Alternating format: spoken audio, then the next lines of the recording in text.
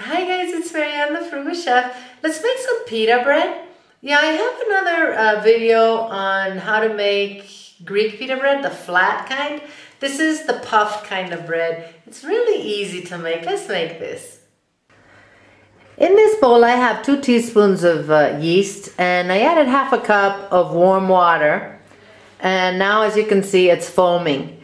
So now I'm going to add the rest of the ingredients to this. I'm going to use my stand-up mixer with the hook to make this today. If you don't have one, you can of course make this by hand. I have another video called Greek pita bread, and I show you how to knead it there, how I do it on there. So let's continue with this.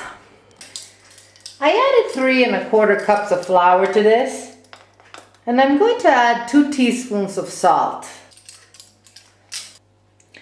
I'm also going to add 2 tablespoons of olive oil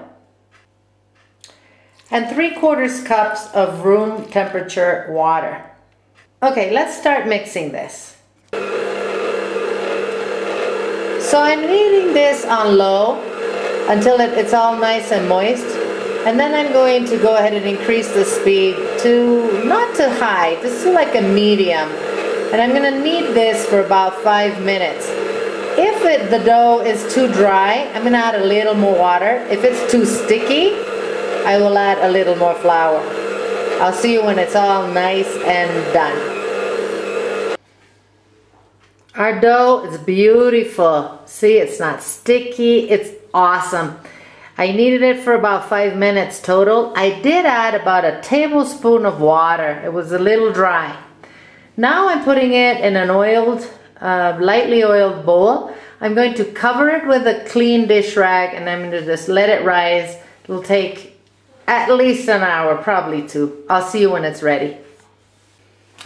I'm going to place this cast iron pan inside the oven, and I'm going to turn it on at 450 degrees. I want this pan to get really, really hot. While that's happening, we'll take care of our dough. I took out the dough from the bowl. It had risen to twice its size, and of course while I was handling it shrunk. That's fine. What I'm going to do now is I'm going to break this into little balls. So little balls like this. So I have 12 little balls of dough. I'm going to cover this with a damp dishcloth. This is of course clean. I wet it and I wrung out as much of the water as I could. I'm going to let this rest for 10 minutes now. In the meantime, my cast iron is in the oven and it's on the bottom rack. I want that to get really hot.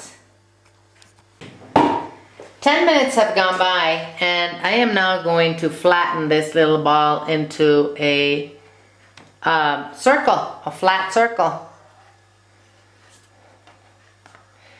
I'm going to keep the rest of my dough underneath my moist cloth. And you know, of course you can make these as big as you want. I'm not going to make them huge because I'm making these for the kids' lunchbox. So I'm going to make them that size. I'm going to put this one little bread into the oven on that cast iron pan. And it should, within 3 minutes, be cooked and puffed. We'll see. And there you go. Is that beautiful or what? 3 minutes, guys, not more. It does not need to brown. Don't leave it in there for longer. It will burn. Okay, let me finish cooking all these and I'll come back. And here, my friends, is our pita bread. This is great. It's nice and soft. Perfect for dipping into that hummus. Oh yes, very, very nice. As you saw, it's very easy. It just takes some time for the dough to rise, and it's pretty simple. This is one of the easiest breads to learn when you're learning how to make bread. Another thing is, if you don't have a cast iron pan, no problem. You can use a baking sheet.